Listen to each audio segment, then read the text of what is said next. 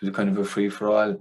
And technically, I suppose, under Ned's report, that the ref, I should have been sent off. He told me after I could have sent you off and I should have sent you off. But he said I couldn't send you off. He said, because he said, I was told you were going to be playing Sunday. Look, the comment, and to the famous comment now, he said, look, lads, he said, there's only 3v playing.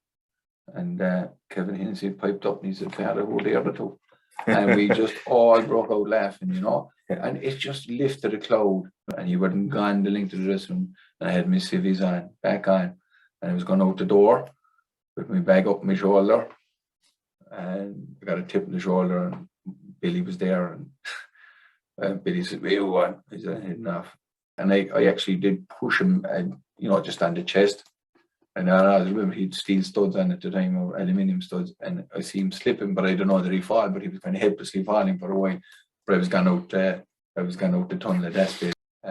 One of the selectors, Bob Ponan, at the time came home to mend the gate. He said, look, he's one of our own days to limit. He's not let him in, blah, blah, blah. No pass, can't get in. Very strict, the whole lot. So he went back to Philly Morgan to know about Billy could not let me in. And look, he said, leave the effing so-and-so outside. Look, I'd be very strong-minded. I think the strike was all shouldn't have happened. And I would be very, and am still very disappointed with those players. Any person that refuses, and they did refuse, they can dress her up or dress it up, refuse to wear the Cork jersey, was a disgrace. Not good enough. I think they totally wound up the Cork public. They got the Cork public on their side, marching like clowns, I call them, up and down the street. You know, I mean that. I think they put Cork in a dark place. And I always remember, I said they put Cork back at least 10 years. But to me, they're going to put them back 20 years before we see success. And we're not far there.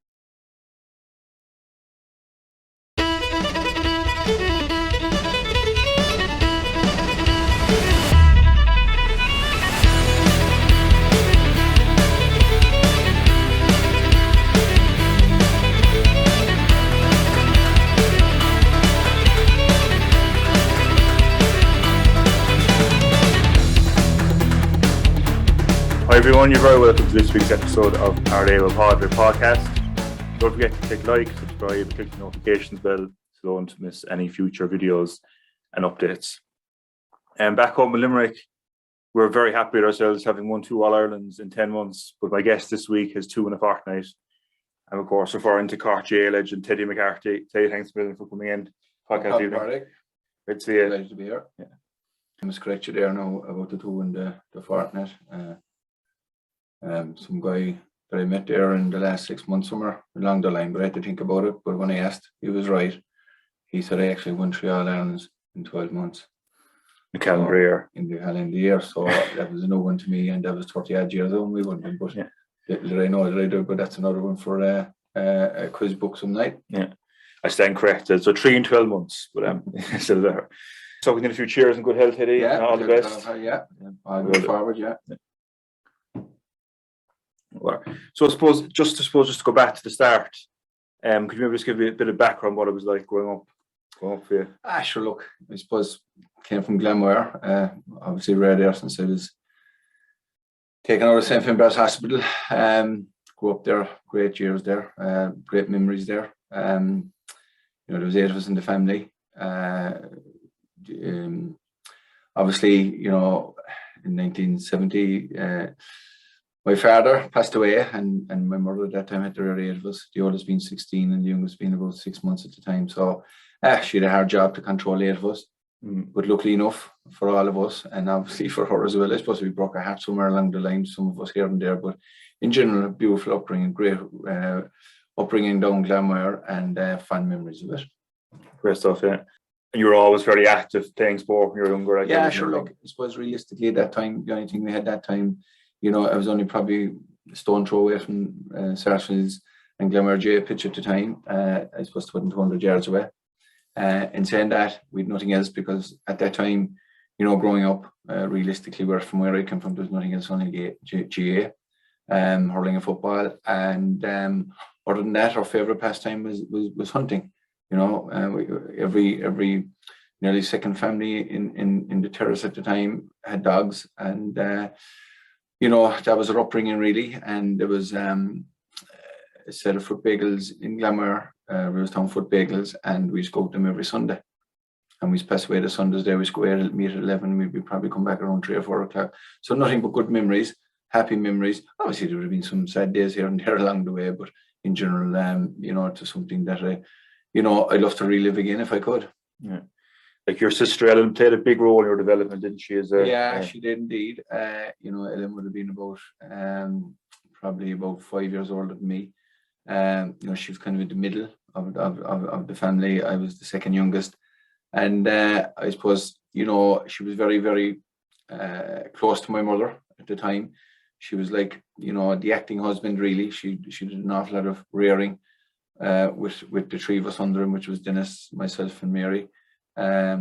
She was kind of the breadwinner with my mother at the time. And my mother was very close to her. And as a result, I suppose, that I'll verify this, that I was kind of the pet in the family at the time with the mother. So whatever the mother said had to be carried out. And I suppose I got away with a lot more with Ellen, because she was rearing us, because the mother used to shift work in the local hospital, St. Stephen's Hospital at the time, to put food on the table. And we were let to our own devices a lot. And obviously Ellen used to correct us if we stepped out of line. And fortunate for me, I suppose I got away with a lot more than most. But Ellen was very influential in my career, because every evening, in the summer in particular, if she came home, I used to be begging her, catching her by the coattails to come out and knock around the backyard and outside hurling. And, she was a very accomplished hurler herself. She played Cork Minor and she played with Sarah Senior, and she was a very accomplished player. Unfortunately, she couldn't, I suppose, see her career through, because she was the working person of the house at the time. And, my older brothers at the time were after moving to England. So realistically, she was the main breadwinner of the house.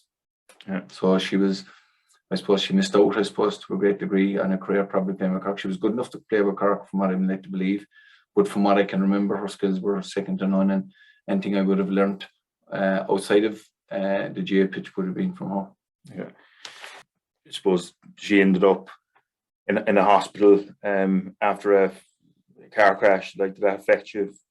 Sure. It probably didn't at the particular time, because she had an accident, and we always hoping that she'd walk out of the hospital, or she'd drive out of the hospital gate someday, or walk out of the hospital door. But unfortunately, she didn't. I was too young. I suppose I was only probably about 12 or 14 at the time, and at that stage, you'd be always hoping that she's going to come in the front door to meet you, but. I was young, I was probably naive, and, I had a lot going on in my life at the time. I suppose I was going to school in the morning, I was kind of knocking around playing hurling and football, and like at that stage, my life, you had some bit of an ability in it. But look, it probably didn't. But as the years wore on, obviously it would take effect to me. She was in hospital for about 35 years. She was bedridden. She was paraplegic. So as the years went on, it took an awful lot out of me. Affected me, every now and again. And, it's, obviously she passed away. To the extent, I found it very hard to go in to see her and visit her. It was very emotional. So, I didn't see her much over that 35 years, to be quite honest with you. Yeah. It's understandable, as you have your memories of her, and that's, that makes sense, it would be hard. Yeah, it's a case of, I like to know the sister that, as a person, a fine and healthy person, rather than, a paraplegic lying in the bed for 35 years and being drip fed, intravenously fed.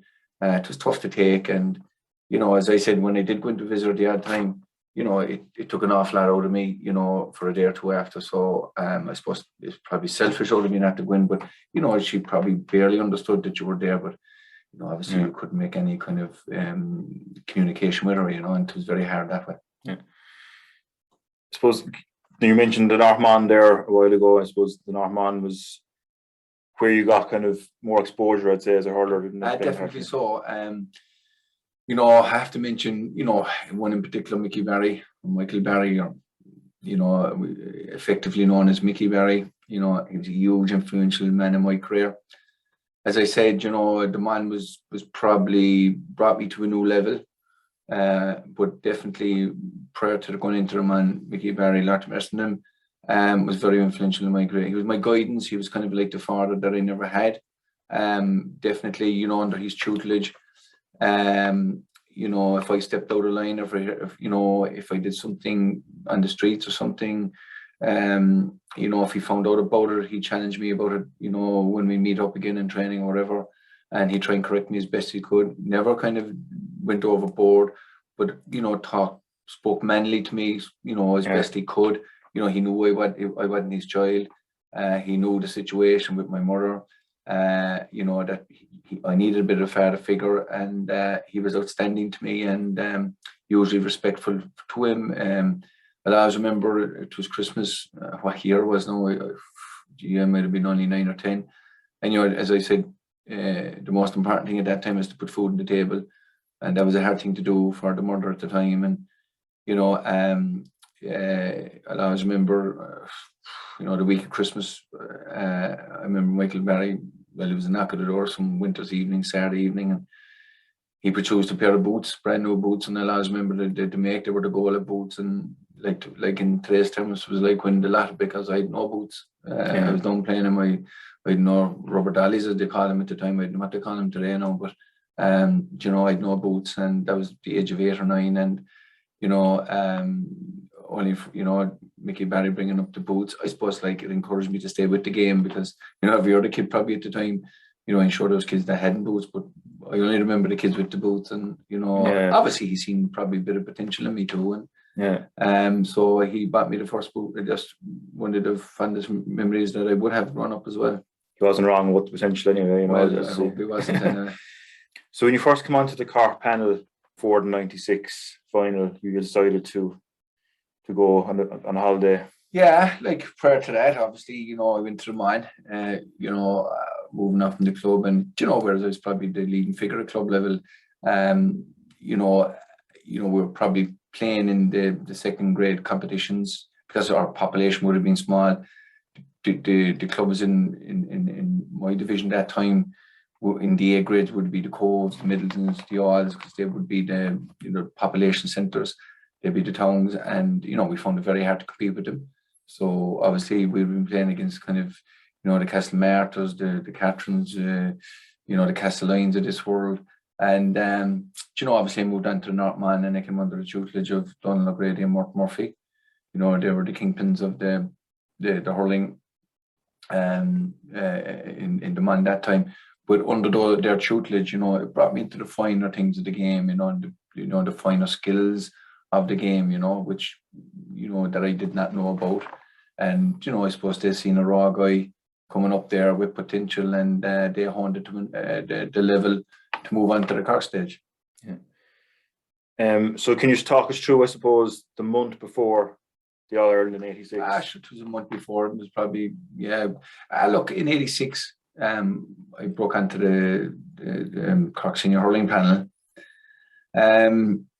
You know, obviously I was very involved in football as well, because I think I came on the football scene around 84. And I broke onto the hurling scene in 86. And you know, it was, you know, I didn't get any game at Munster Championship level at that stage. And obviously, you know, I would have been playing well with my club and things like that at senior level. And so, you know, I started to work with Beamishes. I suppose I was only working maybe a couple of years at that stage. You know, I was working with Beamishes in about 84, maybe 85, I think. 85 or 84, not 100% sure, but around then. And obviously, you know, there was good wages there at the time. And, you know, obviously when you were playing the sport at such a high level that I was, hurling a football with club, county, between under 21 and senior, and whatever the case may be at club level, and, you know, senior football, like, obviously you hadn't much time to spend it. And I was living at home, so no big margins, not like today, and a single man. So, you know, you had a lot of money, and I was doing a line with Liz Dunphy at the time, a local girl, and, you know, I think she was working at the time as well, and we decided to book a holiday back in kind of May that time and head off. And, you know, money wasn't an issue, you know, for us at the time. As I said, the both of us were working, I think, at the time. I certainly was anyway. But we decided to book the holiday and head off, and unfortunately fell in at around August. And, you know, at that stage, you know, I was knocking around the Cork hurling team since about May. I didn't make the Munster cut in any situation, didn't come on as a sub, or, you know, it would have been a sub, but I didn't make my debut in the Munster Championship. And I was knocking out the football, and then I always remember I didn't tell anyone at this stage. I didn't mind because look, I didn't think I was going to make the setup, senior setup in hurling. So we decided to head off on holidays, and obviously I told them that I was going, and little did I know that they had plans for me. And I always remember we played the semi-final of the All-Ireland football against Derry under 21 in Parnell Park on Saturday night, and the following Sunday, the following day, Cork were playing Antrim in the semi-final of the hurling senior. And Lord Mercy and Johnny Clifford, he was the manager of Cork setup at the time. And he came around to me Saturday night and had a chat with me. And we beat Derry, actually, even though they beat us in the All-Ireland final minor previous to that. And he said to me, would I be interested in, he wanted me to go to the match on Sunday, even though I wouldn't be part of the panel, but he wanted me to be part of the setup. And he wanted me to come to the dressing room and get a seat for me, you know, and the stand, to go up to the stand. And, you know, I should have seen the wood from the trees then, but I probably didn't.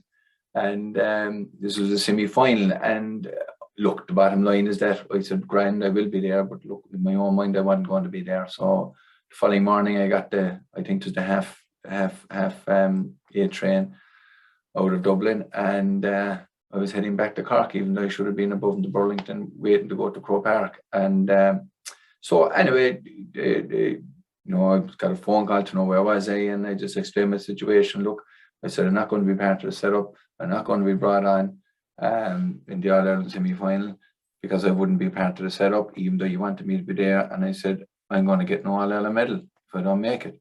So I said, I'm not going to waste my time.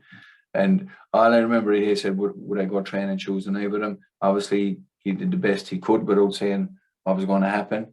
It was about 2 weeks before the All-Ireland, well, it was a month actually. And so I said, I will. So I started to go training Tuesday and Thursday. Then I threw this humbanger of the fact I was going on holidays, and that threw the cat among the pigeons again. Then they tried to persuade me not to go.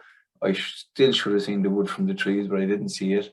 And so I was getting phone calls from Jimmy Barry Murphy, got phone calls from Johnny Clifford, Frank Murphy rang me, Don Hegarty, which was the HR manager for Beamson Crawford, a true J fanatic. And you know, I got a phone call from him to go up to his office, and I was in in trouble here. Am I going to be sacked or fired or hired or whatever the case may be? He pleaded with me to stay. They couldn't tell me that I was going to be starting in the starting 15. So look, I refused to say, and I went off my holidays to the down training, and we trained. We sent the tours. I was going to be in a Saturday. Donald O'Grady was a selector with under John. He pleaded with me, and I was just wouldn't give in. So I went off for my 2 weeks holidays, and I suppose the rest is history. When I came back then, after 2 weeks, I came back to Cork. Came into Dublin, came back to Cork on a Saturday, and I proceeded to go and play a football league game with Glenmore against Mayfield, even though it was the tail end of the season. We were both out of the championship. It was just a league game, but there was bragging rights to be got. So local rivalry, team two miles up the road. And I'll never forget it. Ned's Porter, as we used to call him, was the referee. So anyway, I was down to play, and one of the selectors, Timmy Walsh, begged me not to play, and I said, I'm going playing. Look, he said, it's strongly rumoured. I was away for 2 weeks, heard nothing. Just landed in Cork, hadn't spoke to anybody in Cork that morning, 11 o'clock, playing a match or two, didn't speak to anybody. And I said to him, I'm going playing. He said, you can't. He says, it's all over the place. There's rumour that you're going to be starting Sunday week. And I said, you joking me, I said. And no, and then look, I'd be strong enough willpower that when I played. The next thing, you know, it wasn't a pretty game, I can tell you that much, nothing for nothing. And it was kind of a free for all. And technically, I suppose, under Ned's report, that the ref, I should have been sent off. He told me after I could have sent you off, and I should have sent you off. But he said I couldn't send you off. He said, because he said I was told you were going to be playing Sunday week. Yeah. So he says my hands were tied. So you know, that was my situation, and the rest is history, I suppose. I did start, and I started, and you know, we beat Galway, and that was the start of probably a successful career for me, you know. It goes to show how times have changed, hasn't it? Because, you know, I can imagine someone turning around the inter-county manager for an Ireland semi-final now and saying, I'm going on holidays. Do you know what I mean? Kind of, It's different times now, isn't It it? is, yeah, because, you know, look, that time there wasn't even mobile phones. Yeah. You know, we had no phone at home at that time. My next door neighbour, Mrs. Dwyer, used to have a phone. I used to have to give that number. You know, if she'd have to take a message. So there was no social media, you know, nothing. There was no rumours.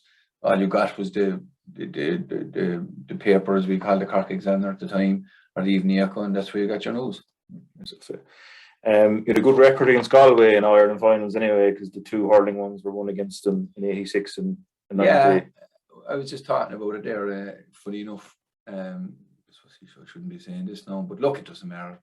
Just 2 days ago, to Jimmy Barrymore, and he said he just happened to be watching the last few days. It was on Teenage Year again or something, and you know, I remember against Galway, you know, they were raging red hot favourites as usual against us, and I remember Johnny Clifford with a meeting or something, and he just turned around and made a simple comment. He says, as long as I can remember, he says, and a lot older than me, he said, history states that any time that Cork met Galway in All-Ireland final, Cork won. Galway never beat us in a final, he said, and he drove that home. And what gives them right to beat us this time? And you know, that small little thing would instill serious confidence into a person if you took it on board. Most of us, if not all of us, took it on board. And small story on that, even though, you know, he'd probably hate me for saying it, Jimmy Barrymore, he remembers, and he would have been a good ally of Johnny Clifford at the time. And funny enough, John Moyler was the guy that was kind of down to play, and he was playing in that position, but for whatever reason, I don't know, because I was probably too naive at the time to be thinking about a place. But John Moyler often said to me, he says, you took my place in the All-Ireland final. I said, no, John, I said, it was given to me, you know. So Barry Murphy was talking to Johnny Clifford, and he said, are you going to play in Teddy? He said, I'm going to play in Teddy, that's it. You know, so it's a funny old game, isn't it? It is, surely. So it was the final 1990. Half time, things weren't looking great. Galway were on top. Joe Cooney was giving a masterclass on Jim Cashman. That was brilliant. Look, the same thing. Red hot favourites, which they deserved to be Galway. Geez, they're the class side. God Almighty, they were outstanding. You know, like, I suppose Galway are like the Mayos. They're great. You know, they're fair successful in getting the finals, but their return from finals could be a lot better. Yeah, red hot favourites, taken to the cleaners, justified everything in the first half, down 7 points, I think. At half time, they got the first score after the break, I think, 8 points. And, you know, we were beat all over. The only person that played well that day, and he should have got man of the match, Sean O'Gorman. He was outstanding. You could have played him anywhere, and he would have played well. He was outstanding that day. And obviously, Ger Cunningham, but outfield, you know, Sean O'Gorman was the only man that could justify. The rest of us were, no disrespect, that's what I remember of the game. And our heads were down, we were gone, we were beat up the stick. You know, show was over, pack your bags, we could have went home. And Father O'Brien was inside, and geez, I remember that time inside in the dressing room, he put a half a dozen of us into the bloody well shower, and he thrown cold water over us and the whole lot, and, you know, brought us in a circle then and trying to G us up, and like, we were dead and buried. It's as simple as, and you know, that's it. Galway were going collecting the cup, and we were just heads down, tails between the legs, and get out of town as fast as we can, you know. But you know, look, there wasn't a whole pile you could say other than the fact, you know, I remember Mark Foley getting a dig off him, and God, it wasn't a kind of a slap in the face. No, he gave him a right crack. And because we were in a huddle and he was in the middle, you know, he was in the middle of us. And look, the comment, and to the famous comment now, he said, look, lads, he said, there's only 3v playing. And Kevin Hennessy piped up and he said, Father, who are the other two? And we just all broke out laughing, you know. And it just lifted a cloud. And, you know, it kind of gave us a situation. Sport is about loving it, you know, and enjoying it. And we said, right, lads, we lost the first half, we're going to win the second half. Shackles are off. But it was that comment, I thought, that just lifted that damn cloud, as we call it, at the time off us, you know. And as I said, look, the first score of the game was scored by Galway again. And after that, I don't see much of it, but I have seen it. We just took over. And we got some great goals through the Hennessy, the Joe Fitzes, and obviously the Tomas Mulls, you know, and you know, goals do win games. It's as simple as that. If they don't win games, they'll bring you back into games, and we got the goals, you know, at vital stages, and goals are killer punches. The final score, and I always enjoy watching this game, and it was on TG Carr as well, actually, like 5-15 to 2-21. So you kind of know, even by the scoreline, it was a cracking match. Like, yeah, it was a cracker for a second half, and I can tell you that was for nothing. But you know, it was there to be won. As I said, in the second half, there was some god there or something, or whatever happened. Did the boys take the foot off the pedal? They'd get a bit complacent, but I'm putting it down to that famous comment. And sometimes, look, it's not the end of the world. You know, you know, don't take the pressure off yourself. Just take the pressure off. Don't just let it out there. He said his comment, you couldn't but laugh or smirk or smile. But the moral of the story, we went out with a smile on ourselves and with a smile on our face the second half. And the rest, as I said, is written into history now. And it kept Cork's winning record over Galway intact in All-Ireland finals, which is still relevant in October 2021. Galway never beaten Cork in the final. That's right, so. Yeah. It's look, that's there to be broken as well, and it will be broken sometime, but at the moment it's still intact. Very you good. Know, with the under-20s now again this year, they gave a master display under the tutelage of Pat Ryan, a colleague of mine. Very good, very good. Just to go back to maybe the football side of things, your time on the Cork team really coincided with ending Kerry's vice-like grip and dominance in Munster. It was a very good era, your time. It was a great era, but look, there was a combination of everything. Cork had a lot of talent coming through, number one. Number two, I suppose that golden era of Kerry was coming to the end of their career. I suppose like everything else, you were always hanging on for the next one, the last one. And, you know, at that stage, there was, you know, Kerry were in a kind of a transition. There was, there was a few fellas retiring. There was a few fellas kind of staying on and maybe hanging on a bit too much, you know. The one thing about Kerry is that we never fared them, you know, the younger crop. And, you know, the likes of, you know, the Barry Coffeys, the Niall Callans, the John Clearys, you know, the Paul McGrath's, God, I could go on, McSlocum's, just Dennis Walsh's, you know, we never fared them, you know, and like we were very lucky. We say I came on the scene minor football in '82. We were well trounced by Kerry in a Munster final. '83, we beat them, and prior to that, I think Cork won 2 minor All-Irelands in '79 and '81, if I'm correct. I think we did, but not 100% sure. So there was 2. Then we came on the scene in '83. We got to a final. Derry beat us, coincidentally, by 2 points, and I missed the penalty that day, and I sent the last 5 or 10 minutes, so that didn't help. So, you know, we'd a right bunch of kids coming through, talented kids. To the extent, you know, I was talking to one of the selectors, Bob Honan, who's a big personal friend of mine now to this day. You know, the return we got from that age group was phenomenal. You know, my own minor team in '83, you know, we got the likes of myself, the Barry Coffeys, the Dennis Walsh's, the Barry Coffey, the Mick McGuire was a sub-keeper for us. You know, just that bunch, you know, we got 6 or 7. Then on top of that, you had the Culmaneals, the John Clearys, the Niall Callans. Do you know what I mean? Like just that, you 10 or 11, that's a huge return from an underage structure, you know, and that was the basis of it. To the extent we went on, and I came on the scene in '84. I was only just out of minor. I was a sub down against Kerry, obviously down Clarny. And I always remember that day. It was my first time in Clarny, to be honest with you. And you know, Kerry and Cork to me was hot rivalry in football. You know, I was starting to read the papers when I was about 15 or 16, and every time there'd be big brochure or big edition there on the Munster final supplement, I mean, and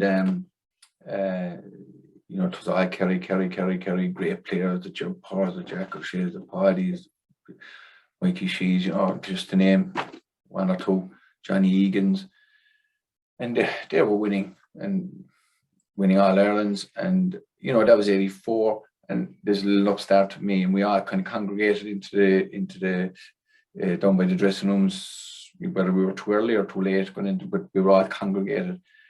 And all the guys that I was playing with that day, there was only a sub, the Cork guys were all chatting to the Kerry lads. And there was me. I wouldn't look at them. And like what I mean, they had, medals by the score, and I said, how are we supposed to beat these guys if we're talking before the game? I couldn't understand it. So I said, God, we're not going to win nothing. And hints like we were beaten by 9 points that day, and you pick up the paper and the old thing, make of the words, we beat the second best team in the country, Cork. If Cork were anybody and then any other province, they'd be winning all Ireland as much as we would. But like that was plumasing us. We kind of believed in it a bit. The older players were sick of being beaten by Kerry. Kerry were just invincible at the time, as we all knew that Dublin were the only crew that could beat them. And awfully once, I suppose. Yeah, awfully on the way, yeah. And so like from there on, 83 we beat them. We won 321s in 84, 85 and 86 in football. And during those, we were just invincible. We knew we had the legs and we knew we were better than them. We knew that they hadn't the resources under them coming through like we had. Yeah. And we knew that we were good enough to take over, and which we did. And I suppose you never really had much love for them either, so I'd say it was. And I wouldn't say the love, no, but it was savage rivalry, between us. On off the field of play, grand, but on the field of play there was huge rivalry, and God, it could be fierce at times. And as we went on, there was a lot of fractious games there, So there was unbelievable rivalry. Respected, healthy, but that's the way it was. We wanted to win as much as them.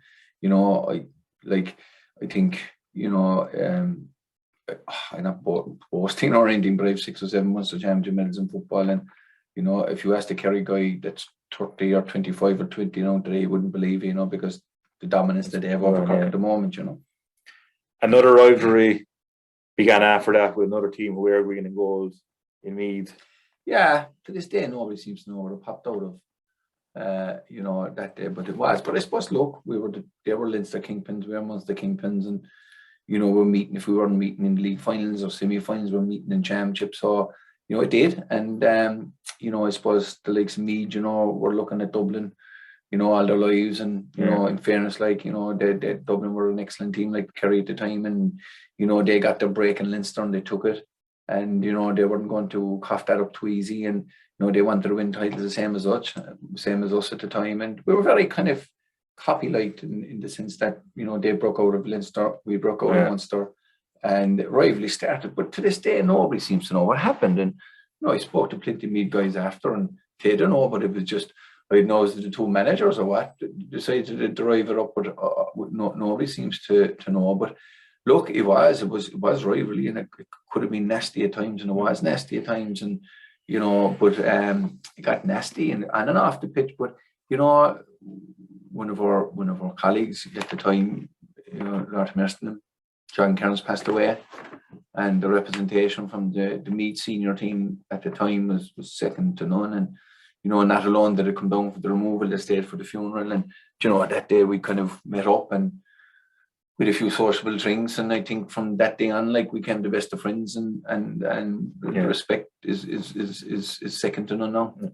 I suppose you met, including replays, you met in 4 All-Ireland finals in 2 years, right, I suppose familiarity can breed contempt. There's, of course, and that's what happened, A lot of bragging rights there, and I'd have a good game against one of the Meath guys this year, and the following year we'd be marking one another again, and he's going to have a good game against me or try to have a good game or vice versa. And that's what it was. It was familiarity breeding contempt, and that's exactly the way it happened.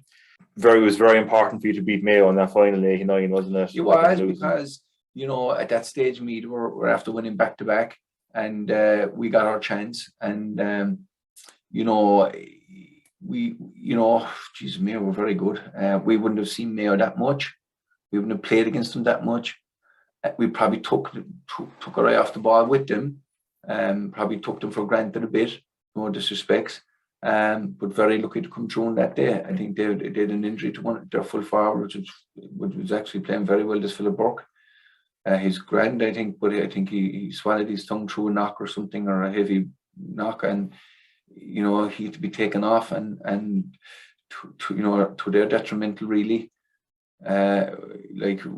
Having him being taken off was you know, it was good for us because he was causing a lot of damage inside, you know. But outside of that, God, we did some serious players now, like at the same time, you know. But we were lucky that day to win, to get over the line. I don't know what it was. Maybe we took them for granted, were we a bit nervous. But look, it would have been nothing to us if we didn't beat Mayo that year, you know, because you know, Meath were back to back. We dismantled them in the semi-final. And look, we'd be letting ourselves down, Meath down, whatever the case may be, if we didn't go in and win it. But look, we had a bit of luck, but you need a bit of luck in games. You started Mayo's pattern of losing all Ireland finals as well. Yeah, it's a pity. It's a pity, but yeah, it probably was. But look, they were the last ones before we came along. But it's just a pity that they did, because look, there's no doubt about it. And it didn't for me to be, you know, plumosing them here. Look, but look, they know it themselves. They'll have to keep trying and keep trying harder to win one. They're good enough. And look, I hate saying it, and it's been said, they're the second best country or second best team in the country for the last 10 years, bar none. And unfortunately, they didn't get over the line. But look, that'll happen someday. There's no doubt about it. It'll happen. It's a pity, but look, they're excellent football ambassadors. And as I said, I'm not here to plumose them. They'll have to get over the line themselves, and they'll have to, you know, it's the old adage, is a fair of winning or fair of losing, you know. Absolutely. Billy Morgan and yourself would be two fairly strong personalities. That's for sure. That's for sure. With the highest respect now, because I've nothing but the utmost respect for Billy. He's very influential in my career as well. Like a father figure to me as well, you know.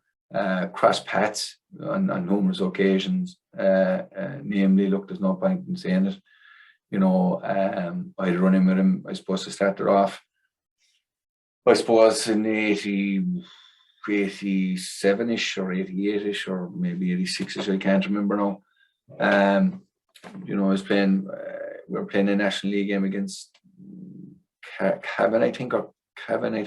It's either Carl or Cavan. No, that's, I don't know whether which this stage. And it was a Division 2 league game. We were in Division 2 at the time. And, you know, we were very good.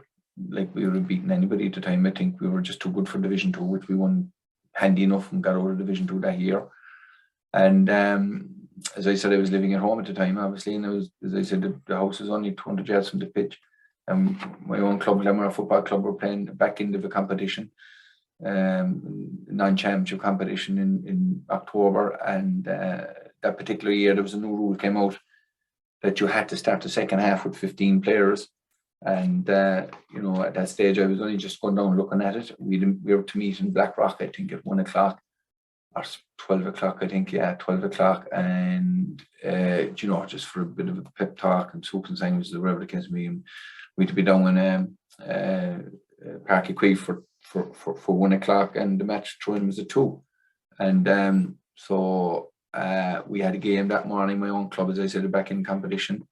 And obviously we had only 14 players in the first half, but look, Macroom weren't great. It was a Sunday morning, and you know, they drank a lot of tea the night before in Macroom, and they did drink a lot of coffee in Glenmore the night before. So, you know, I suppose fellas couldn't get out of bed Saturday morning, so caffeine is a killer. Caffeine is a killer, yeah. So basically, you know, we'd only started the second half. I was hoping something would straggle in, or, you know, whatever the case may be. So obviously, within 10 minutes of the second half, if you haven't got 15 players, the referee will be forced to cancel the game and give a walkover. So look, I gave it 5 minutes. I shot up home, got my gear. Nobody was after turning up. Came down, tagged out, and then played the last 20 minutes. So obviously, I played it. And I obviously was late to meet in Blackrock before the game in Parky Quay, and so I rang Sean Crowley. He was the manager of the selection committee. He was Skibbereen man, and I rang him to say I'd be late, and I could have told him all sorts of things, that I had a tip or I got a puncture or anything, but I told him the truth what happened. And I said, look, I won't meet you in Blackrock, I'll meet you 1 o'clock inside in Parky Quay, which I was actually waiting for the players. I was actually there ahead of them. And so I was sitting next to Conor Coonan at the time, and I could see into the dressing room the selectors were having a Poe inside and they were having a chat, and I said to Conor, I got another kind of a feeling that I was going to be dropped, and I said, well, kind of where I was, and obviously Conor knew the situation that time, because they would have dropped me in Blackrock and put in whoever the player was. I can't remember who the player, that could have been Danny Colatino, I'm not 100% sure. So I said to Conor next to me, I said, if they drop me, he said, you won't see me for dust. That's exactly what I said. And Conor was trying to cool the Jews, don't do that. And I was waiting for the jersey, number 8 jersey, number 9 jersey at the time. And I seen Mr. Crowley coming down, and I said to Conor, I said, in trouble here, don't do nothing harsh. So anyway, he came down, he apologized, he looked, we've no meeting there, look at the match this morning, we feel he might be able to give 100%. And I said, John, I said, I'll be the best judge of that, he said. And I said, you'll be the second judges. I said, grand, no problem. And he wasn't gone the length of the dressing room, and I had my civvies on, back on, and I was going out the door with my bag up my shoulder, and I got a tip in the shoulder, and Billy was there, and Billy said, where you want? I said, heading off. If and out of here, he said, you can stuff your red jersey up in your ass. You know, I said a lot more, right? And they said, I'll be the best judge of playing out there. You'll be the second judge, as I said. And they said, if I know good, I said, take me off. That's grand. That's the way I looked at it. Yeah. The selectors looked at it another way. And so I come back. And I actually did push him, and just on the chest. And I remember he'd steel studs on at the time, or aluminium studs. And I see him slipping, but I don't know that he fall, but he was kind of helplessly falling for a while. But I was gone out the tunnel at that stage, and there was a few stragglers coming in, and he said, where are you going? I said, the match is off, and I just kept going, the match is off. But anyway, that's what happened there. Obviously, I had another insight. You think I should have learned my lesson, but I had another incident in New York. That time we played the league final out there. We played the New York selection. We beat Dublin in the semi-final here. We played New York, and obviously, look, it was a two-legged affair. Aggregate score wins the league, and we played them and we beat them by 8 or 9 points the first day. So technically, they'd have to beat us by 9 points the second day. That was never going to win. That was never going to happen. And so anyway, look, I went away. A few friends of mine came down to New York to watch the game that I went to school with, friends from my own club in Glamware. And I went back to Boston because we had to stay for the week, and I didn't want to stay in New York. I went up to my friends, hung around, and I came back down on Saturday night. The match was Sunday, and look, the bottom line is that I was down to play. I stayed with a friend's. I didn't stay in the hotel Saturday night. I stayed in a friend's place that night. And to make a long story short, we got up late, and anyway, I had to go back into the hotel for the gear. And by the time I got back out, I was too late, because the game was down for half 2. Little did I know that they brought the game home forward to 2 o'clock by half an hour for radio purposes back in Ireland, because it was going live, and I didn't know that. And next thing anyway, as it turned out, I was rooming with Colm O'Neill, and Colm now would be as laid back as you can possibly get. And obviously I was thinking, would have Colm brought my gear with him? And I said, no, he would have never thought of it. So we shot back to the hotel, tried to ring the hotel, couldn't get them, couldn't get through, whatever the case may be. So I said, we'll take a chance and shoot back. Did shoot back. Went into the hotel, gear gone. So I underestimated Colm at that stage, because he was good enough to bring the gear for me. And got back out. So I had the gear off. The chap I was saying with John, and he Cork gear, and the socks now were as old as Christy rings at the time. I'd say the nicks were as bad. No disrespects now. And we'd no bag, put them into a plastic bag, and proceeded to head off to Gaelic Park, thinking I was going to Park Equivno at the time or something, or something had known me. So I had to go into the gate anyway, style, and I said, look, I'm playing out there with a plastic bag in my hand. Talking to someone that probably left Ireland 50 years ago, hadn't a clue what Teddy McCarthy looked like, hadn't a clue where I was. So it looked like if I was a down and out, And I said, I'm going in there. He said, I don't care where you go or who you are. He said, but I want $10 off you to come in here. So I had to give him $10 to get inside. So sure, look, I sat in the bench that day. I had no other choice. It was one of the most embarrassing moments of my life. And so I sat down on my own, and that was it. And I was ostracized, for the want of a better word. And look, I remember Mickey McNo, another friend of mine, we went down to the pub after, because we all went back to the pub after, and we were down there having a few drinks, and I was over my own with Mickey McLaughlin, and I said, Mick, I better go over there and apologise. Not hope, he said, because he said, there'll be murder if you go over there. So he wouldn't let me over. There was a way to go into another pub. But look, I met Billy in the airport and I apologised and he accepted it. I have the utmost respect for Billy Morgan. I'm mad about him, do anything for him, because he was very good to me. It was just a few little blips along the way. I remember the book you were saying that he was saying to the guy at the gate to leave you outside. He did. He said, one of the selectors, Bob Ponan, at the time came over to mend the gate. He said, look, he's one of our own days to limit. He's not letting him in, blah, blah, blah. No pass, can't get in. Very strict, blah, the whole lot. So he went back to Billy Morgan to know about Billy, who don't let me in. And look, he said, leave the effing so-and-so outside. He said, but eventually I slipped in, we passed the dugout and sat me on, and look, it was embarrassing, really. But show a hand. All as well, did in as well. Yeah. Another interesting stat, as well as being the only player to win 3 All-Irelands in a calendar month, open to correction, but you're one of the few GAA players to be sent off on 3 continents, Europe, Australia and America. Yeah, it happens, but I suppose... It's nice to have in the CV, I suppose. Those things happen, when you're kind of, I suppose, when you're playing hurling and football for 10 years senior, and you're playing compromise rules, and God, you're, whatever, it's bound to happen, and I wouldn't be a hard man, but I wouldn't walk away from no battle, and beaten by better players plenty of times, but if there's a battle there to be won, and if I'm in the mood to do it, I will do it. And that's the way it was. I played hard, got it tough, gave it tough, and those things happened, and my attitude is that, maybe I'm wrong, I'm straight out. You have to, if you're not good enough to back up your own little arguments, I don't think you're good enough for the game. You have to be able to stand on your own 2 feet. That certainly was I was. That's why I was growing up. Jesus, look, I was born in the street, grounded maybe, but, I had to fend for myself, as I said, in the circumstances that were when I was growing up, having no father, so you had to fend for yourself. There was nobody like my everybody else wasn't around me. It was, there was there was a 10-year gap between the older boys and me, and you just had to fend for yourself and look out for yourself, and that's the way it was. And I carried that through in life. Very good, yeah. Kevin Heffernan made a big impression on you, didn't he? I did. He was excellent. He was. I'd only him for 12, for a brief spell, really. We went to Australia in 86 that time, and, little did I think I'd make it, but I did. I made a panel anyway.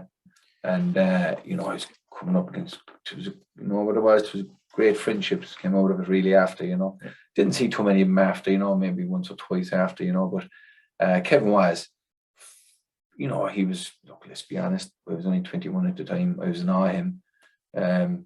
He was winning All-Irelands with Dublin. He was the most hard-working man in football outside of Mick O'Dwyer, really, at the time. And, he was very astute, very cute, never raised his voice, clever man, ended up being head of the ESP, Labour's relations, wherever, he was very clever.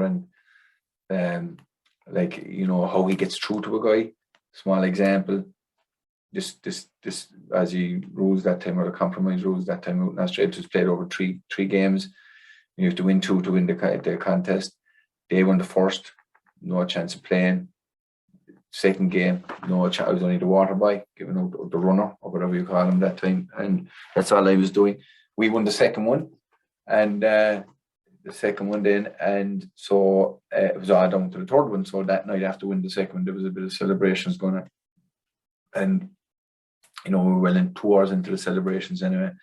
Down the hotel, Kevin, we were well on the way to having a good time. Coffee. Yeah. And so next thing, the Messiah arrives, and Kevin Heffernan. And he came around to us all, what you think? And next thing he approached me, and I didn't speak to Kevin much, at that time. But because I was young, and I was naive. And so he said, what you think? I said, great. He said, well, this is great down to the last match now. The boys are excellent today. And he just popped out a question. He said, if I asked you to play next week for me, what would you do? And I was saying, I'll do this, and I'll make sure my man wouldn't win the ball, and I'll do this, and I'll run over there, and, the usual things that you would say, and he just turned around to me and he says, He said, that's not the answer I'm looking for. He says, I'll tell you now, he says, come up to my room, he says, at 11 o'clock tonight and have your answers for me.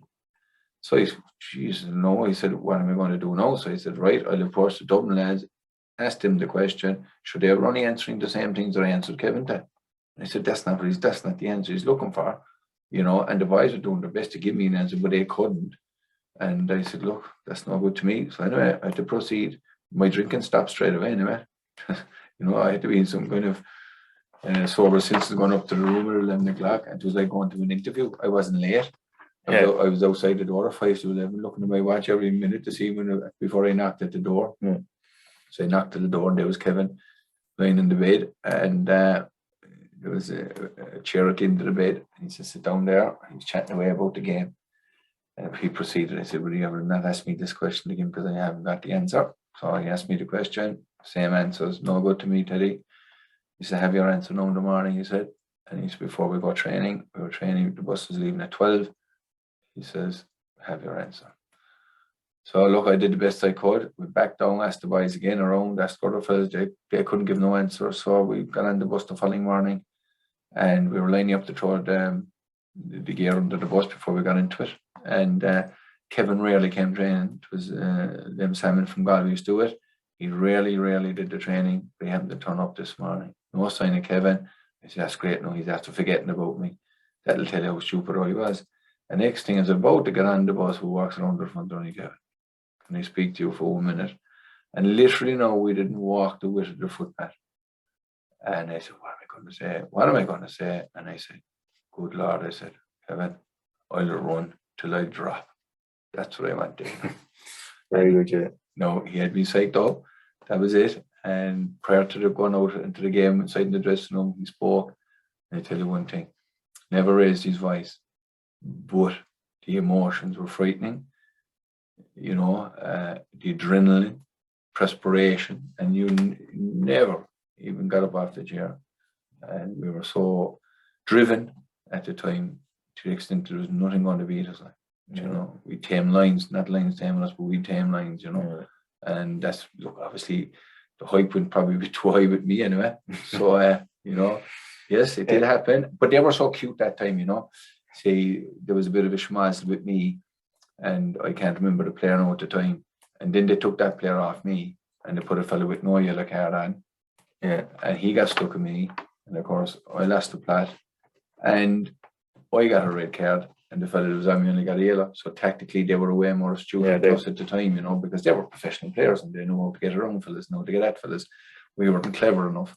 But that's how that situation happened. But it didn't matter. I stood up and I wasn't going standing doing it. And, you know, I suppose I felt braver than I thought. But look, it happened. It didn't bother me, to tell you the truth. You did a job for many of which is the main thing. I enjoyed it. And obviously I played it. And I wouldn't recommend it, but I played it anyway. 1990, I suppose, as a year is always going to be synonymous with you. And I suppose you was unique in the sense that you didn't play in the Munster campaigns, or the Munster finals, sorry. Yeah, I got injured. We played a challenge game prior to the finals, the Munster finals. We played a challenge game. We were on Mayo, some long weekend, you know, could have been the Paddy's weekend or something like that. We played a challenge game. We were in Mayo on Saturday. We were going to Meath on Sunday to play a challenge. We were playing 2 challenge games. And I went over my leg above Mayo and did the ligaments in the ankle, which it's prone to happen. Happened a couple of times before. I just would have. I reckon if they go once, they'll keep going, you know, because obviously there's a weakness there.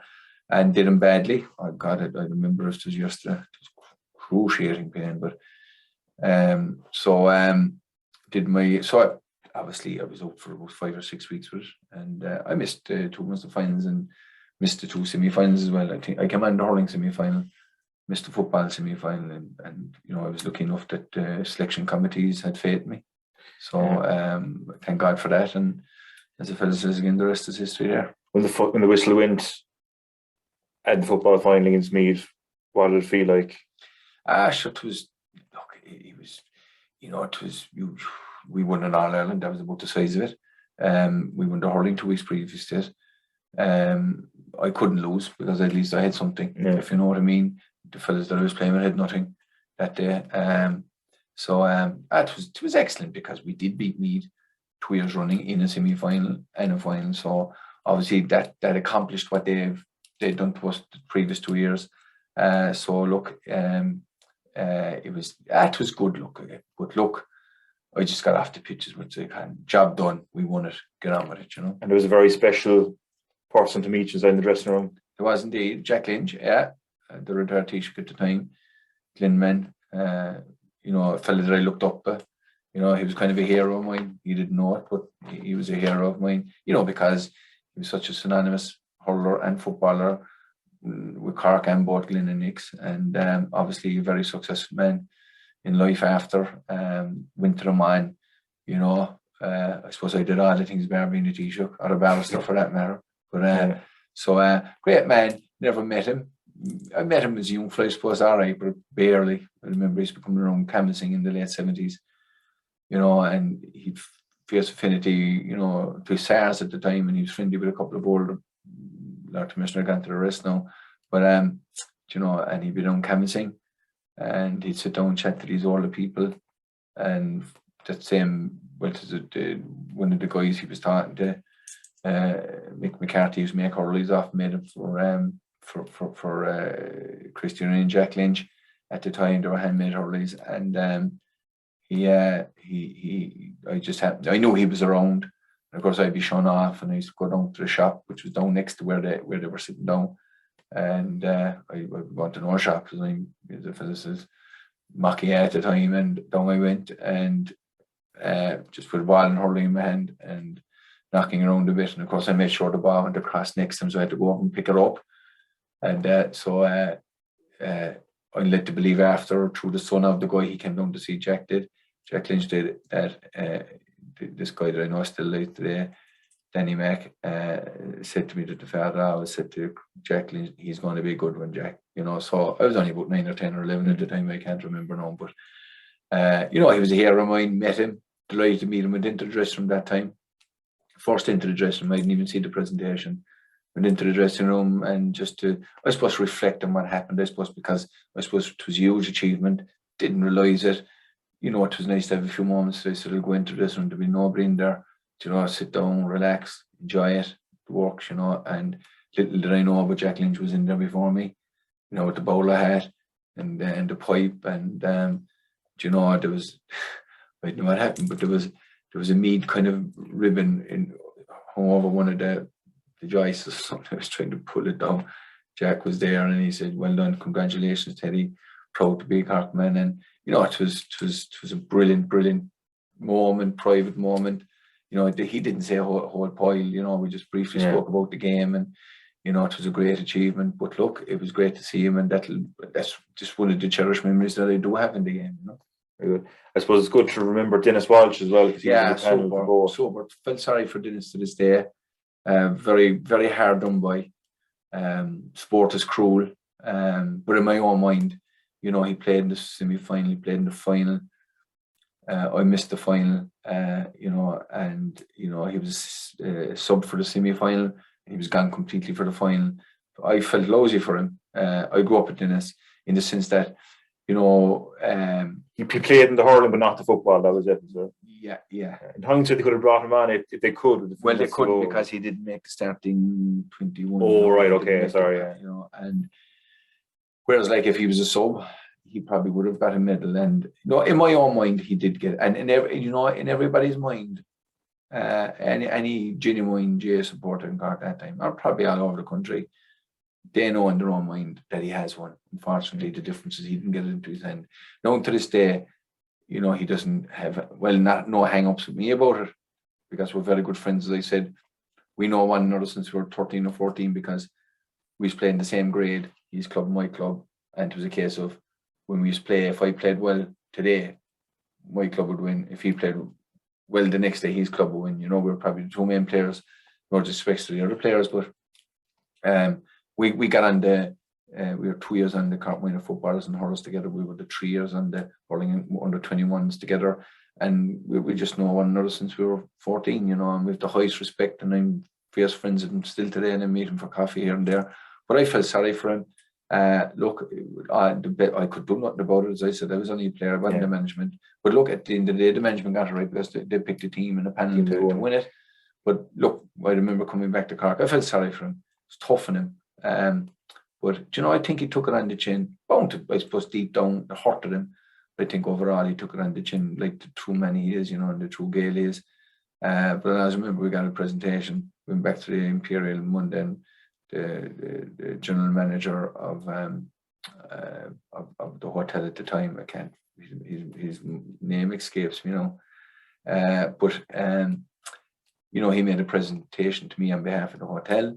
And, you know, I had to say a few words and, you know, whatever, you know, I won't boy what I said, but I said, look, I said, great weekend, brilliant for Cork, nice to be getting this, you know, on behalf. But I said, unfortunately, and I think, and I'll always will think there should be another man up here getting the same as me, and that's then as well. And I always remember there was about 300 people inside in the hall, and there was a huge round of applause, you know, and that was my, you know, that's the best I could do for that particular weekend. You show great humility as well. Yeah. Did you have any Munster medal that year? The fact you didn't play in the final. Do you know something? I think I did. I did. I'd say. I'd be telling a lot. I think I did, but I don't know, and I genuinely don't. I'd have to check them. I don't know even where the medals are. I don't know what they do, but they're around somewhere. I won't make Marty Morrissey's mistake and ask you, did it change your life? That was a great clip, by the way. It didn't. But I suppose to this day. Yeah, but I suppose the fact 1990 will always be remembered, and it's unlikely that there's been a couple of times since then. Sean could have done it, you know. Kearns from Galway. Kearns could have done it. There was a chap from Galway could have done it as well. I think his name now escapes me now again. But potentially they could have done it, you know. Sean August was the closest. You know, 99. I think need beat him. I think it was. And did you find like the attention got a bit too much after that, or was it kind of? Yeah, see, there you go. It didn't, because, you know, I was repping at the time for Beamish and Crawford, which were very, very good to me. They were great. They were brilliant to me, actually. They were a super company to work for. No longer around, unfortunately. Great colleagues there and great management. But funny enough, I met one of my ex-bosses today and didn't see him for a long time. But, you know, did it change my life?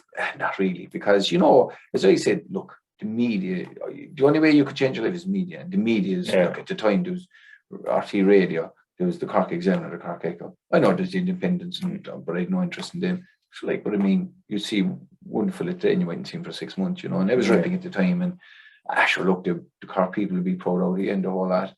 And, you know, you go around, but like, you know, I'll give it 2 or 3 weeks, or it was all after the next year, you know. I think, like, obviously I'm too young to remember it myself, but having followed, you know, sport from that time and reading up on it, I think it was like the start of the Celtic Tiger in some ways around that time, in the sense that the Italian 90 World Cup, the country was on a high, and then you brought it on even more in Cork, would say, at the time, like, you know, and it led to a great feel-good factor. I would say, a huge feel-good factor all around the country at the time. It's under the Charlton area. You know? You were honoured, I suppose, as part of winning the All-Ireland in 1990, the usual 25 years later, having the ceremony. Things went okay on the hurling part, but just like in Gaelic Park, you had a bit of difficulty getting in for the football. Yeah, that a bit annoyed me. It irked me a bit now, really, to be frank with you, because, you know, how that situation works, which is probably totally, you know, wrong, personally, out of Croke Park, but that's the way to do it. It's worked every year, but for them, whatever. And look, you're left to your own devices to get to Croke Park. Look, we all met in the Saturday night in the hotel. We had a few drinks, the whole lot, X, Y, and Z. You know, we met in the morning, make your own way to Croke Park. I can't think, was it 12 not to be frank, you know. But you had to make your own way. So, like, you know, realistically, there should have been a situation where I'm concerned is that Croke Park should have a bus arranged, right, to bring the people from wherever they are, right, and to get a host that's representing Croke Park to bring it to the place, you know. So this is what I think anyway. No, it's grand for the likes of you know, the likes of the Mead guys or the Leinster guys. They're all living locally. They can just drive up the road and you know, they're there in half an hour or an hour, whereas it could take us 2.5, 3 hours to get up at the time, you know. And so, you know, we left your own devices. So obviously went in for the hurling and no problem. I was actually a bit late getting in there. And I was no problem, cordially accepted, invited, and sorry, made my apologies, ran a bit late, no problem. 2 weeks roll on it later, same procedure, same invitation, to the letter, the same way, same procedure, do your own thing, meet up at the hotel, make your own way. To the extent that it was actually too early this time. The gates weren't even open. Yeah. Right? And I said, look, I said, I'm at the 25-year anniversary of the All-Ireland, blah, blah, blah. And there's a chap in the gate. Gates weren't open, the steward or whatever, mayor or whatever you want to call him, security, I suppose. And so I said, look, when Teddy McCarthy, no, he hadn't a clue who Teddy McCarthy was. He was there to do a job, right? And he says, no, you can't come in this gate. Well, I said, I was here 2 weeks ago and this is the gate we came in. I said, what has changed in my own mind? Look, he says, you can't come in this gate. But I said, look, there's my pass. Look, that's what I have. He said, no. I said, where do I go? So he says, you have to go down, heading towards the Hill 16. No, as we all know, Crow Park, like, it's circular to an extent and it's not rectangular and you can be walking for a bit. Yeah. And then I seen another steward, Jesus, 300 yards away. And I asked him, because I was a bit early. Oh, no, he says, you have to go back up to that gate. But I said, I was already up at that gate. And he said, I can't, no, that's the gate you have to come in. Yeah. So anyway, I strolled along, walked along, and as I approached the same guy, after doing 600 yards roughly between two and going, and I just turned around and I said, Jesus Christ, I said, who is running the zoo here? And it was only a flipping comment.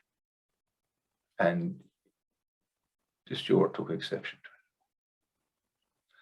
it. And there was an argument, and I gave as good as I got, and he gave as good as he got. And basically, what happened then was that the security guy, I'll call him what you may, I don't know what he is, got head of security. This guy came down, all clobbered up in his two-piece suit, right? And I was very animated at this stage. And he taught me to go away, cool down, and come back in a half an hour, and we might let you in. That made me more animated. And I left him have it. And I told him he wasn't running a nightclub. I said, this is not down Copperfield Jackson at 3 o'clock on a Sunday night, or 12 o'clock or half 12 and trying to get in there. I said, right, I'm here. I was here 2 weeks ago, right? And he wouldn't let me in. And I said, you know what you can do now? And I went off, rang one of the lads. And I said, this is what happened. I won't be attending. And I got phone calls from certain people, ex-presidents. It's sorted. I said, they can stuff it up in their arse. Yeah, you know, and I left it at that. And I didn't even get an apology off it. Crow Park didn't even ring me. No, I wasn't going to ring them. They didn't even, that's the respect that they have for you. Like, Yeah. you know? Yeah, that was disgraceful. Like, there's two sides to every story. And I'm sure this made headlines, right? They would have got, this is the first time I ever spoke to anyone with this, they would have got, right, one side of it, because I'm sure the professional people there, they would have investigated it, and they never rang me to find out my side of the story. Yeah. That's the one thing I'd be disappointed about Crow Park. Yeah, that was atrocious to read that as well. Like, you know what I mean? After 1990, I suppose you had a couple of more All Irelands. You had against Kilkenny in '92. Yeah. Derry in '93. There was a hangover in '91. You know, for hurling and football, obviously. '92 we got back there against Kilkenny. For just Kilkenny to beat by a couple of points that year. Horrible day. You know, they beat us fair and square. There's no doubt about it. Game that we could have won. Kilkenny probably saying that, but we felt we could have won it. We didn't win it. They won it. It was a horrible old day. Not making excuses. They beat us, but definitely it was a game we could have won. It should have been another All Ireland. But in fairness to Kilkenny, as I said, they won it fair and square, and they have the Celtic cross. We don't. So it was a bit sad. But look, at that stage, you always felt that you were invincible, and you always felt you're going to get back next year. The next year couldn't come fast enough, but it does come too quick, and all of a sudden you're out of it. You know what I mean? So yeah, '94. Then I think we were back in the semi-final in football, and we were hitting around '95. You know, I couldn't complain with the years with the I wouldn't say the success, but the enjoyment, and I was in Cork a good few times, which meant a lot, you know. The 93 All Ireland against Derry. I didn't realise there was such Yeah. history between Cork and Derry at underage level. Yeah, there was indeed. Yeah, there was indeed. As I said, between the minor in '83 and in '86, then the corresponding teams would have met 3 years after the '83, obviously, and we beat them in the semi-final. They beat us then. I was terrible that day. And that's not the fact that I was terrible. I was on a lot of ball, getting a lot of ball, but I was making stupid mistakes. Like you swear, at one stage I was playing with Derry, because every time I got the ball, when I laid off a pass, it was intercepted by Derry fella. I'm sure I got mixed up in the colour of the jerseys. Yeah, they're quite similar now, in fairness. But it just didn't work out for me. It was, as I said, it wasn't the fact I wasn't getting on the ball, but I was making silly errors of it. And obviously, it was called ashore, like to the extent that I remember we got a free, I don't know, under the Hogan stand, and we were playing into the canal end, and Barry Coffey lost his man, but Barry Coffey was running away for a quick pass, but his back was to me, and I was hoping he'd turn around, and I kicked a quick pass to him, and the cornerback seen it was coming. Barry was going in, the cornerback was coming out. Barry didn't know the ball was coming in behind him. And the cornerback won the ball, came up the field, laid it off to Brian Gilligan. Gilligan kicked the long one into the full forward, and John Cairns and Mark, I can't think of his Mark Ho from Bantry, Jesus. Mark O'Connor. Two of them clashed, and the man just got his fist. James Downey. And I got the curly finger then, and off we come. So that was, I didn't mind, you know. That's the way I suppose you had your All Ireland one. Every Ireland was a bonus then after that. And I suppose the fact was Derry's first Ireland as well. Sure, it didn't matter. You know, it was that's the way it ended up. And I think Down beat us the year after. Dublin, I'm not too sure, but I had great years. Like, God almighty, like I was in an All-Ireland final in 87, 88, 89, 90, 92, 93. That's a lot. Yeah, it's a serious amount. And coincidentally, given the events of the All-Ireland final a few months ago, your last championship game for Cork resulted in a 16-point defeat to Limerick. Hammered by Limerick that year. I suppose we were an ageing team and we were in transition. Limerick would be some serious players that time. Yeah. Previous guest in this podcast, Tom Ryan, was a good. Brilliant. They were way better than us now, to be frank. God almighty. We were getting on, we were pushing off. I was coming up to my 30s, if I wasn't 30 that stage, I probably was. We were well pushed aside. The boys were up for it. They never won in Cork. I think that was the first time they won in Cork. I think, yeah. So, they had great motivation. Obviously, Tom Ryan being another one of them. And the players, they were pretty big. Oh, God, I don't know where to start from there. Kieran Carey, Kirby's.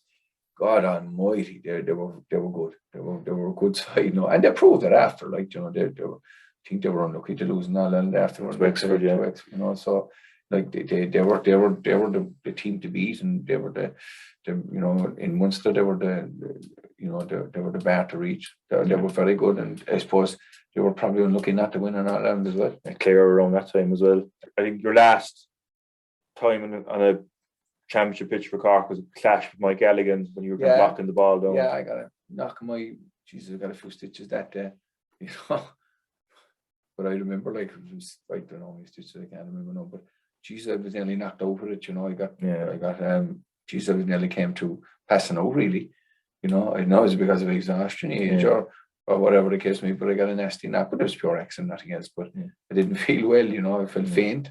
That was it. That was the end of my career then at that stage, Yeah, I suppose you were saying the year after that, they kind of wrote you and said, look, you haven't been selected for the panels. At that time, you wouldn't be contacted or anything. You'd be just looking at the paper to see any team to be playing, whatever. And you just didn't make the panel, and you just took it there, and then that's your day finish. It's not like today. There's no going on radio stations, and there's no podcasts or social medias or this, that, and the other, and just slip out the back door and forget about it. But I didn't want any farewells. I had no interest in that anyway. One of your greatest strengths as a player, Harry, was your ability to catch a ball and to rise high. Yeah. And I remember you were saying before one of your favourite catches was against Wexford in league semi-final. Actually, that's a great obviously, story. it was, that was it. It was a great catch. It was I think it was 93, was it? League final. Yeah, I think we played them three. It took us three battles to get over the line, and if you glance, they should have beaten us on the 3 occasions. They could have beaten us any time that year if they put, it just didn't, like there again. I suppose it's a fair play in Cork that time, they should have beaten us, and there's no doubt about it. But it was that day, it was that particular time, I was poor that particular day, and like I was, you'd be looking over to know you're going to be taken off, and I don't know. I said whatever way the ball came down, I said I better do something here, and I remember going up for the ball. Jeez, I got a great ball. It was up in the air, and I think I laid it off after, and I think we got a score off, and I probably got an extension to being kept on at that stage. But that's the only thing I can remember I did anyway. And I remember 2 occasions. I think it was Cathal Casey that time. I blew Cathal Casey out of the way. I gave him a knee to the back of the head and nearly knocked him out. And he said it to me after he said, he's like, what are you doing? You nearly killed me. I said, are you joking me? I said, the only ball I did. I said, and I remember Desi Barry, he was the photographer at the time, and it was the talk of the place, the old catch. But I met Desi Barry after he got a great kick out of it. And he was on about the 4. He said, I took that. I said, what did you took? Was it? And we were just chatting away. Jesus Christ. I said, you must have been asleep. I said, what do you mean? He said, Jesus Christ, is a talking about that. You have a photograph of the year. I said, yeah, but I said, you caught me. He said, on the way down. I said, it was up here when I caught that. You're halfway down. I caught that. You got a great old buzz out of it. Yeah, that was brilliant. Yeah. When you finished up with the Cork seniors, did you find it hard to adapt to life without? Tough. I was in a final. I came on the scene around 83 or 84. Minor, 82, and I was, as I said, it was a sudden football in 84, most of final. 85, we did nothing. 86, we were back in all our finals. I said 7, 88, 89, either hurling or football, under 21s. Like my whole life was in an all-Ireland final. Yeah. Nothing else was important. No, obviously I was married at the time. I got married, had kids, which is, if you asked a fella to be married at 24 today and have 2 kids in the mortgage, he'd think I'd be insane, And, I have nothing against the great players today, and they put in an awful effort, and, just sidetracking there a small bit. There's nobody catching their hands and twisting their hands to go and play. Like, you play for the enjoyment, really came with it, and, fellas know they don't even work now until they're finished their careers, and, do you know what I mean? They're full-time at this game, but they're only creating a monster. And they don't know about, they're training 5 or 6, but it's the players are creating it. Yeah. And as a fella said to me long ago, it's a great statement. He says, when you create a monster, you have to feed it. And who's going to feed it?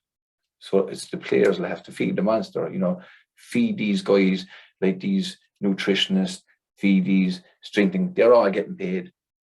But the players want the best. And for these guys to give their best, these so-called backroom management, they're all getting paid. They need the tools, and the tools are the players.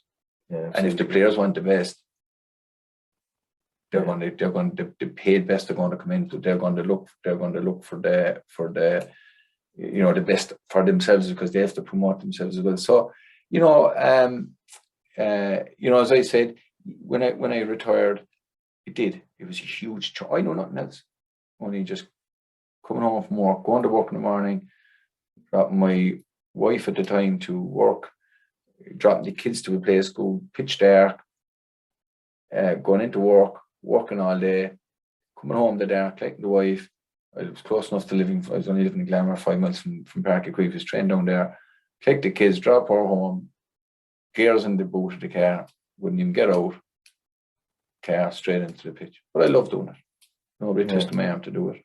I wanted to do it because I loved the game and I was passionate about it. And if I didn't want to do it, I just wouldn't do it. And I have this thing, if a player's given out that their training set, just pack the game up and go and play golf. Yeah. Do you know? Yeah, look at it. But it was a big void in my life. Found it hard to fill in the gaps. Definitely. I make no bones about it. Probably went for a few beers, probably a bit excessively at times. To pass away the evenings after work. It wasn't a nice time. Hard to come to terms with it now. But in fairness, after about a year or two, I just threw myself into management, into coaching, into get involved with underage around the clubs, and I loved it, and it kind of filled in that gap again. But when 10 years of your life is taken out, it's very hard to readjust. And I wasn't into golf, no interest in golf. It did nothing for me, and so it was a tough time, it was a trying time, it was a hard time, but we came out the good side of it. Absolutely. Yeah. You went back in helping out the Cork senior teams in football and hurling as a selector. Oh yeah, that was in the famous 2008. That was the famous strike in 2008 with Charlie McCarthy that time. But previous to that, with Teddy Holland, the footballers didn't want the county board's recommendation as management, and so obviously I was asked by Teddy Holland to know would I be a selector for him. I'm sure I wasn't the first on the list. To be quite honest with you, I don't know. I never asked him. I have no intention of asking. It doesn't bother me. But look, I'd be very strong-minded. I think the strike was all wrong. Shouldn't have happened, and I would be and am still very disappointed with those players. To the extent I don't talk to a lot of them over it, don't believe in it. I can understand a bit now back in 2003, which my own colleague that time, Bertie Murphy, was manager at the time, and they went on strike. But I think that time they went on strike for better conditions, which was, I had no problem with that. That's fair enough. Better conditions were atrocious in our time as well, but we knew nothing else. This is what, and like telling you the truth, they were better than what you were getting at your club. So you think you're the Rolls Royce at that stage if you were in the county, because you know nothing else. But I was well and truly retired, and I'd say the conditions didn't improve much since I was playing, and I had no problem with the players in 2003, that time before. They looked for better conditions, proper transport, meals after training, proper gear, no problem. I had no issue with that. That's a give me. But I just think that players interfering with the county board's administration is totally wrong. You can say that it's for the betterment of themselves, but like their club representatives voted in favour of this management, and technically they were voting against their own club colleagues or the wishes of their clubs, because it's the clubs voting these management teams. So technically I didn't believe in that. Any person that refuses, and they did refuse, they can dress her up or dress it up, refuse to wear the Cork jersey was a disgrace. Even to the extent we played probably our third team above and Thurles in a game against Dublin, we were beaten, and I remember Eddie Kerr, famous Eddie Kerr, clapped us onto the pitch, and it clapped the players on. Synonymous man, a famous hurler. We all know what he did, and he agreed. And to go against the guy of the calibre of John McCarthy, which have done everything in management with Waterford, with the Bears, played, won, and they had the audacity to tell me he wasn't good enough. To me, not good enough. I think they totally wound up the Cork public. They got the Cork public on their side, marching like clowns, I call them, up and down the street. I mean that. And the clowns that support them, then the Cork supporters. Even to this day, I meet a lot of them, and they regret what they did. Even to this day, the players regret it too, a few. Yeah. And what they did was a disgrace, and I think it was all wrong. And I'll stand over it, I'll debate it, and it was all choreographed by one or two guys. I'm not mentioning no names. Everybody know who they are, right? And I will, to this day, blacken them. I have no interest in talking to them. I think they put Cork in a dark place. And I always remember, I said they put Cork back at least 10 years. But to me, they're going to put them back 20 years before we see success. And we're not far there. We're 15 years now, 16 years of road in Ireland. Cork hurling and Cork public are split over it. They split the county, there's no doubt about it. Bad time, bad. And I put it down to the players, and I'm standing over it. The players were wrong, right? The players are wrong. The players are there to play, not to manage, right? And how dare they talk about a man of the calibre of Joel McCarthy? It's cheap shot, meant nothing, and most people know that. Yeah. You were a fan of Frank Murphy at the time. No doubt about it. He was a great administrator, no doubt about it. Never see a guy like him again. Gave his life, dedicated. He's not perfect by any means, not perfect. Who is though, I suppose? We've all faults. A great time for him, no doubt about it. Powerful man. Fierce affectionate to Cork, love Cork, want the Cork win at every angle. Probably worse than me, more animated than me, but you can't blame a man for wanting his county to be the best at everything and to win everything, you know. Great administrator. You know, if he default, I suppose people skills wouldn't be his best. You know, he was a very private, quiet man. But to me, you'll never see an administrator like him again in Cork. Cork. And by the way, I had plenty of runs in with Frank Murphy in my time, during my time, and after my time at Cork. But the one thing he'd never do is hold a grudge against you. If you believe in what you believe in, he respect the man for that. Doesn't say you're right, doesn't say he's right, but he'd hold no grudges. He actually respect the guy that is fights for his corner, you know. Very good, yeah.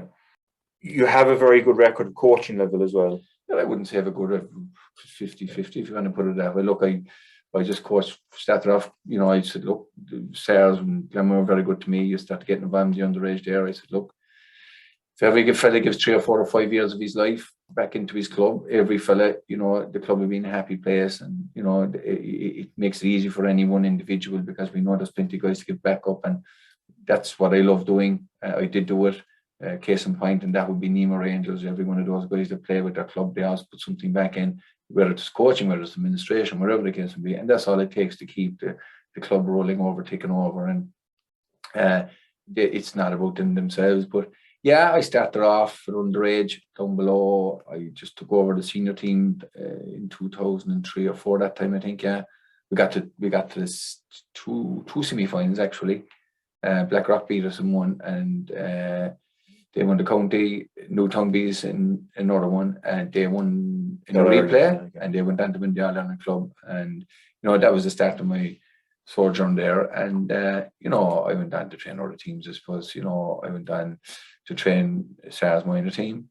They won the county. I went on to get involved in Bertie Oak's setup as coach in 2008. Obviously, Sars won the county. I went to Bandon. You know, they went into me the county. So, you know, look, I could tell you equally as many that I lost, you know, or hadn't any success, but that's the way it is.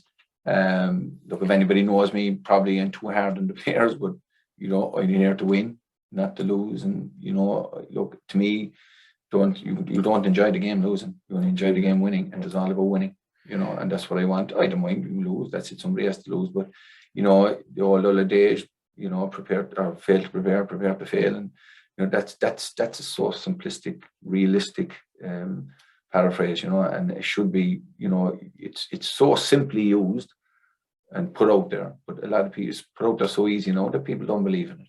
But it's simple. If you put in the hard work, you'll get rewarded somewhere along the line, you know. Absolutely, yeah.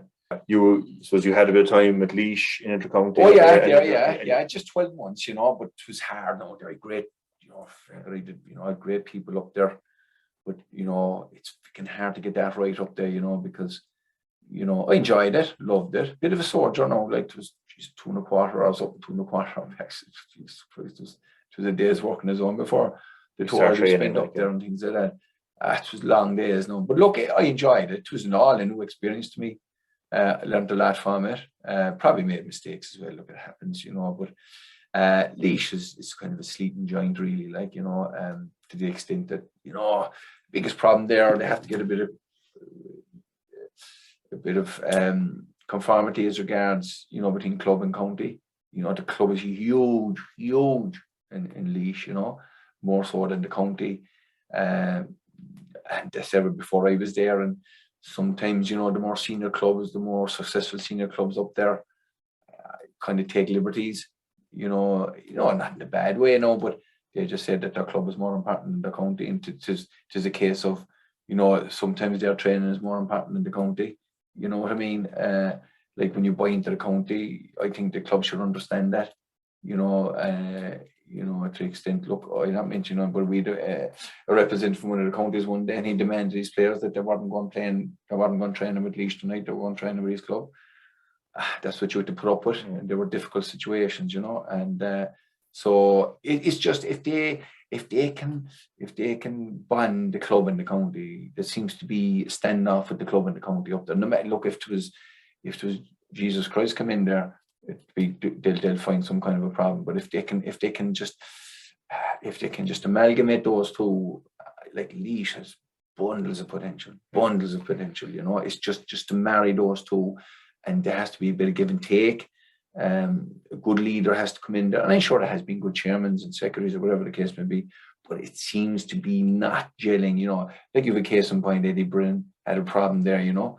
Did super work Eddie did, you know. Jesus, he was nearly, you know, he was like, oh Lord, there above what he did, like, you know, for the year he was there. But then he had problems, and he knew the players had problems, and you know, we all know the podcast that escaped and off the record.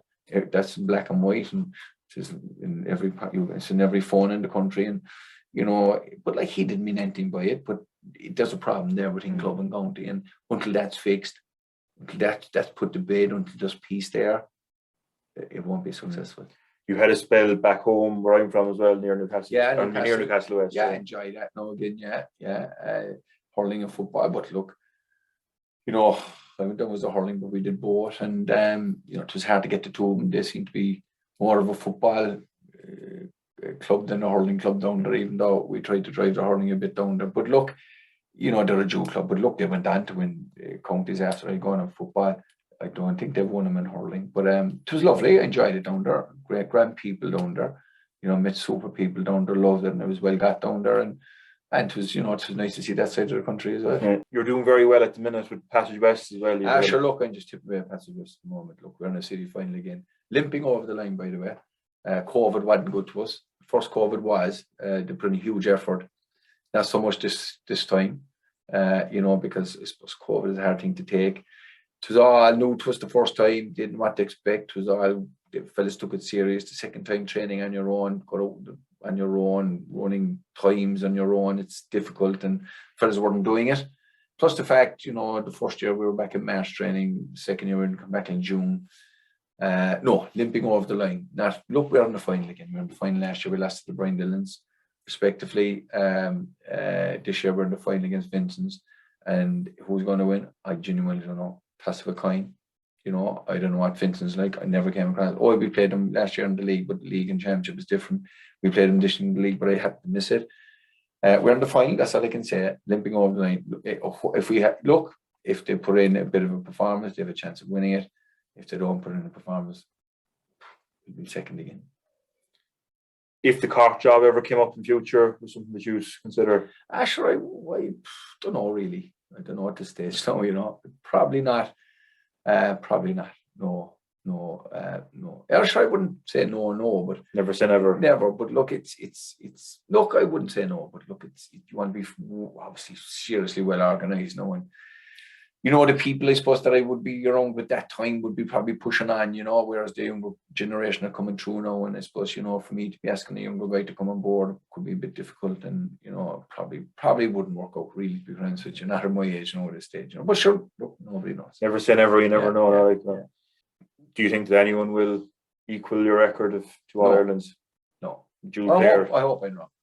Well and truly, but I can't see that because, unfortunately, managers now today, even at club level, are telling young fellas underage to pick and choose what one they want, and I think it's all wrong. That's personally. But look, in saying that, Croke Park, that's the way Croke Park want it.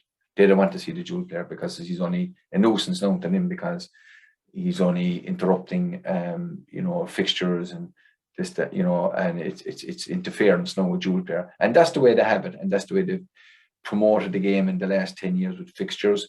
They don't allow it. Whereas night time there was no back door. Every 2 weeks you'll be playing hurling or football if you progressed. Look, this year, look, at my time, 2 months or two in the All Ireland's just 4 games. To get to a football Ireland final, you could play 7 or 8 games. Yeah. So it doesn't allow you, you know.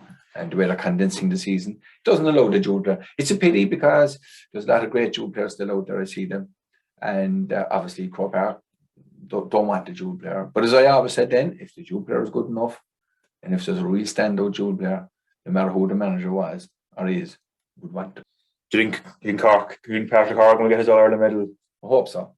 Do you reckon it'll happen though? Don't know. Yeah, I hope so. It'll be hard after losing the final the way they did to come back. Yeah, they were comprehensively beating, you know, this year, very comprehensively beating the final.